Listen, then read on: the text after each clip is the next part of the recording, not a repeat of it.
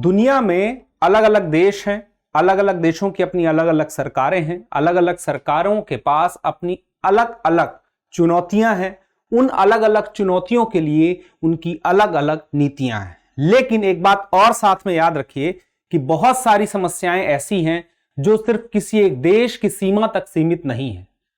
पूरी दुनिया में एक देश की समस्या आज दूसरे देश तक भी पहुंच रही है और एक देश की समस्या विश्व की समस्या भी बन रही है। जैसे कोविड-19 की ही बात करें तो चीन से निकला आज पूरी दुनिया में यह फैल चुका है। इस वजह से यह चीन की समस्या विश्व की समस्या बन गई। इसी तरह से चाहे महंगाई हो, चाहे जलवायु परिवर्तन हो, पूरी दुनिया की समस्याएं हैं। इस प्रकार की समस्याओं से निपटने के लिए किसी एक देश की सरकार या किसी एक देश का कोई संगठन कोई बहुत सही रास्ता नहीं चुन सकता या सही रास्ता नहीं अपना सकता, और रास्ता अपना भी ले तो सही मुकाम तक नहीं पहुंच सकता है। इस बात को ध्यान में रखते हुए बड़े बड़े संगठन बनाए जाते हैं।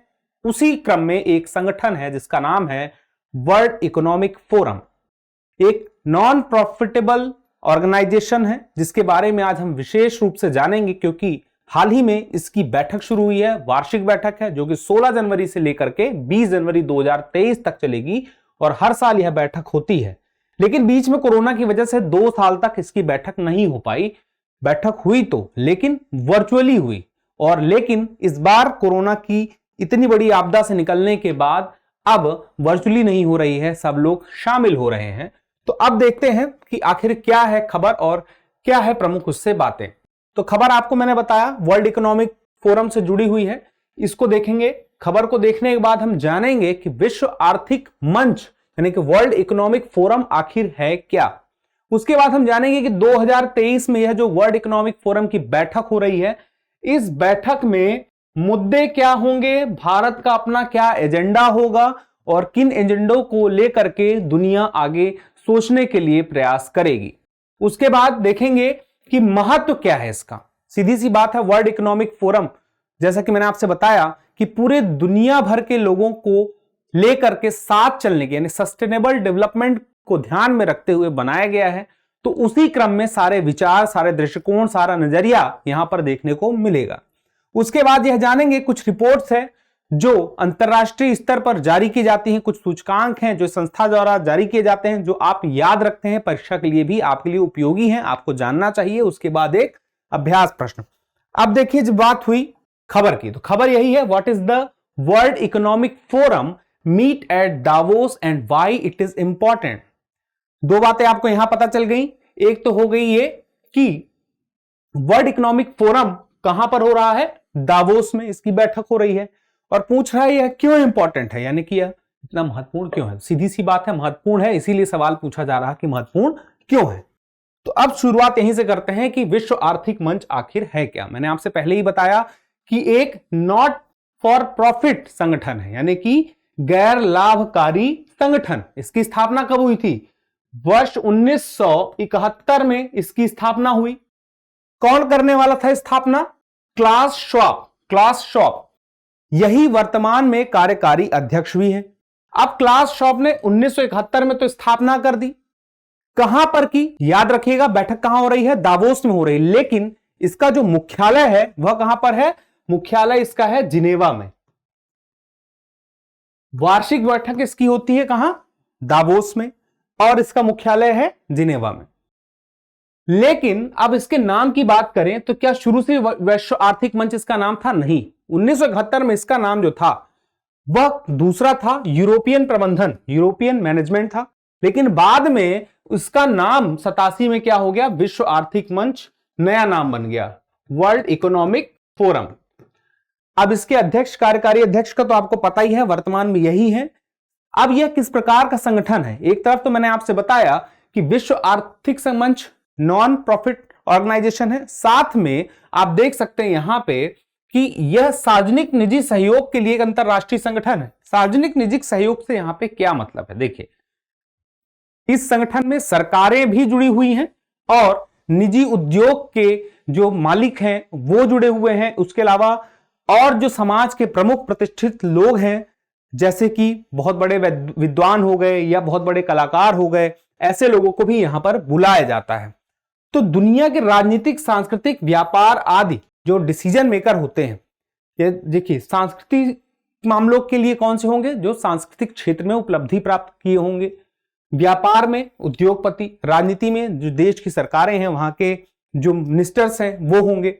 तो इसी प्रकार से इन सब बातों को ध्यान में रखते हुए जब यह बैठक होती है तो कुछ विचार सब अपने अपने उस बैठक में देते हैं, सबका अपना अपना एक नजरिया होता है और सबको मिला के एक समग्र रूप से दृष्टिकोण तैयार होता है और सबकी बेहतरी के लिए ऐसे इश्यू को उठाया जाता है जिसका प्रभाव सब पर पड़ रहा हो। तो उस इश्यू को सॉल्व करने के लिए क्या विचार हैं विश्व में, जैसे आर्थिक जो विषमता है या एक तरह से कहें कि इकोनॉमिक ग्रोथ को लेकर के जो बातें चल रही हैं उसको समग्र रूप से क्या तरीका होना चाहिए जिससे सस्टेनेबल डेवलपमेंट हो सके, यानी सतत विकास हो सके, सब उसमें सहभागी हो सके, उसके लिए कोलैबोरेटिव प्रोजेक्ट्स लाए जाते हैं, यानी कि सबको मिलाकर के एक प्रोजेक्ट तैयार किया जाता है और ये सारे लोग मिलकर उस पर बात करते हैं, चर्चा करते हैं और निष्कर्ष पर पहुंचते हैं। और यह क्यों किया जाता है? सस्टेनेबल चेंज के लिए, सबको साथ में लेकर चलने की बात यहां पर आ रही है। अब बात आती है इसके मिशन की, तो मिशन आप इसकी जितनी बातें मैंने अभी बताई उसी से आप समझ सकते हैं क्या होगा कि वैश्विक, क्षेत्रीय और उद्योग जगत की परियोजनाओं को आकार देने हेतु व्यापार, राजनीति, शिक्षा क्षेत्र और समाज के अन्य प्रतिनिधियों को शामिल करके विश्व की स्थिति में सुधार के लिए प्रतिबद्ध है। समझ गए? मुख्य रूप से यही है। ऐसी जितनी भी बातें हैं जो कि पूरे विश्व में एक जगह से दूसरी जगह तक सबके लिए बराबर मायने रखती हैं, चाहे वह व्यापार से जुड़ी हो, चाहे वह राजनीति से जुड़ी हो, चाहे वह शिक्षा से जुड़ी हो, चाहे वह उद्योग से जुड़ी हो, चाहे वह इसके अलावा और किसी सामाजिक क्षेत्र से जुड़ी हो, उसको देखकर किया जाता है। अब बात आती है कि इसको आप देख लें कहां पर है, तो यह है स्विट्जरलैंड, और स्विट्जरलैंड में यहां पर जिनेवा है इस स्थान पर और यहां पर है दावोस। यूरोप में यह स्विट्जरलैंड है जिसमें इस स्थान दावोस पे आल्प्स के पास में जो आल्प्स का क्षेत्र है वहां पर स्की रिजॉर्ट है, वहां पर यह आयोजन हर साल होता है। याद रखिएगा लैंड वासर नदी है, ठीक है, और उसी के तट पर है जो स्विस आल्प्स पर्वत है, वहीं पर प्लेसूर श्रृंखला है। तो याद रखिएगा प्लेसूर श्रृंखला के साथ एक और है अल्बुला श्रृंखला, उसी के बीच में यह शहर है दावोस। अब देखिए 2023 की बात करें तो 2023 में कौन सी बैठक है? 53वीं बैठक है, 53वीं सालाना बैठक है। कितने दिन के लिए? 16 जनवरी से 20 जनवरी, यानी कि 5 दिन। इसमें मुख्य बात यही रखनी है कि इसका विषय क्या है। तो इसका विषय है आपका कि कोऑपरेशन इन फ्रेगमेंटेड वर्ल्ड, यानी कि फ्रेगमेंटेड वर्ल्ड का मतलब यह एक दुनिया है लेकिन कई हिस्सों में बटी हुई है, इसी को हम क्या कहेंगे? खंडित दुनिया। ठीक है, अब बात आती है कितनी देश की सरकारें हैं? 52। उसके अलावा 52 देश की सरकारें तो हैं लेकिन बहुत सारे देशों से लोग आ रहे हैं। मैंने आपसे बताया था ना सिर्फ सरकार के लोग आते हैं, उसके अलावा उद्योगपति आते हैं और प्रमुख व्यक्तित्व आते हैं। तो इस प्रकार से 130 देशों के 2700 लोग लगभग शामिल होंगे इन 5 दिनों के लिए। कौन कौन से होंगे? निवेशक होंगे, व्यापारी होंगे, राजनीतिज्ञ होंगे, अर्थशास्त्री होंगे, मशहूर हस्तियां होंगी और पत्रकार तो हर जगह होते ही हैं। अब बात आती है आगे मुद्दे क्या उठाए जाते हैं? आप समझ सकते हैं कि मुद्दे क्या होंगे। ऐसे मुद्दे जो सबके लिए कॉमन हो, जैसे आर्थिक, इस समय महंगाई हर तरफ बढ़ रही है, न सिर्फ भारत में पूरी दुनिया में। सामाजिक, भू राजनीतिक, पर्यावरणीय संकट, युद्ध की बात कर लें, क्लाइमेट चेंज की बात कर लें। अब इन सारे मामलों में जो मुख्य मामले हैं आप देखिए क्या है? महंगाई तो है ही, ऊर्जा का संकट, जैसे अभी यूक्रेन वॉर की वजह से यूरोप में ऊर्जा का संकट बना हुआ है।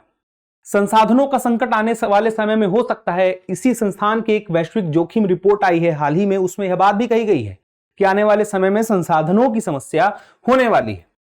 चीन में बढ़ते कोविड के मामले, इन बातों पर भी ध्यान दिया जाएगा कि चीन में जो कोविड का मामला बढ़ा है उसको लेकर के आगे की क्या रणनीति होनी चाहिए, आगे क्या खतरा हो सकता है, उसमें सबका अपना एक नजरिया होगा।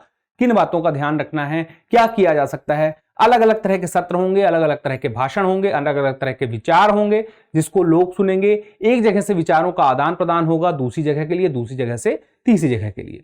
इसी तरह से यह पूरा सत्र 5 दिन का कंप्लीट होगा।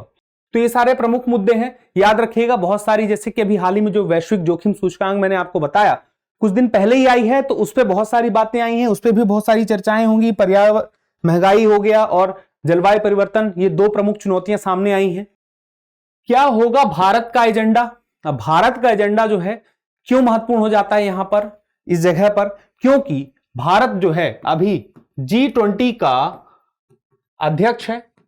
अब भारत G20 का अगर अध्यक्ष है तो G20 का मतलब हो गया जो विश्व की प्रमुख आर्थिक शक्तियां हैं उन देशों के संगठन का अध्यक्ष है।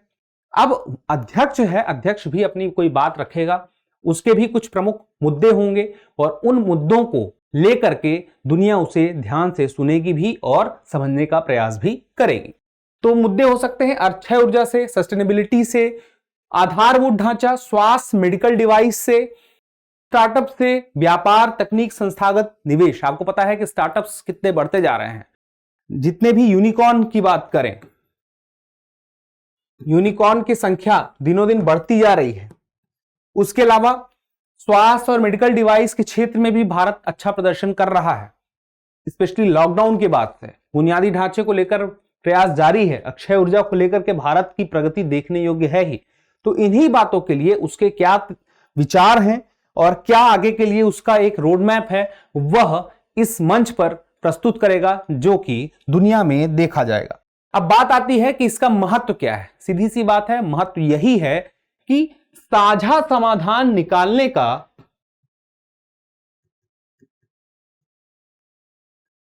प्रयास होता है और यह साझा समाधान किनके सहयोग से? सरकार हो गई, संगठन हो गए, उद्योगपति हो गए, नागरिक समाज हो गए, अन्य जो मशहूर हस्तियां हैं, इन सब लोगों को मिलाकर के जो इनके दृष्टिकोण से, इनके अलग अलग बातों से, इनके अपने अपने विचार से किसी एक खास विषय पर जो साझा समाधान निकलता है उस पर ध्यान देने का प्रयास होता है। इस वजह से यह जो मंच है महत्वपूर्ण है। इससे क्या है, दो देशों के बीच में जो तनातनी का माहौल होता है, इस जगह पर आके वह टूटता है। इस जगह पर आके एक खास समस्याओं पर मिलकर वह बात कर सकते हैं जिस पर वे अकेले में शायद बात ना करें, लेकिन इस मंच पर आके वे बात कर सकते हैं। तो इस बात को ध्यान में रखते हुए अब जानते हैं WEF द्वारा जारी की जाने वाली कुछ प्रमुख रिपोर्ट। कौन कौन सी रिपोर्ट है? तो ऊर्जा संक्रमण सूचकांक, इंग्लिश में देख लीजिए नाम, हिंदी में कुछ भी परिवर्तन हो लेकिन इंग्लिश में ही रहे। Energy transition index, global competitiveness index report है, ग्लोबल IT रिपोर्ट है, ग्लोबल जेंडर गैप रिपोर्ट है, ग्लोबल रिस्क रिपोर्ट है, global travel and tourism report है।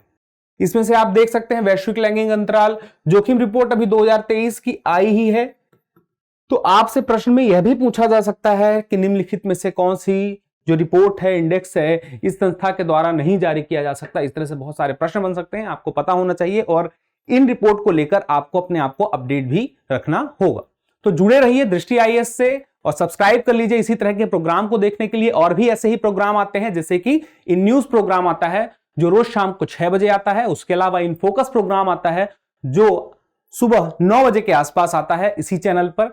इसी तरह का प्रोग्राम होता है, इसी प्रकार से खबरों को लेकर के हम उसका डीप एनालिसिस करते हैं जो आपके सामने लेकर आते हैं।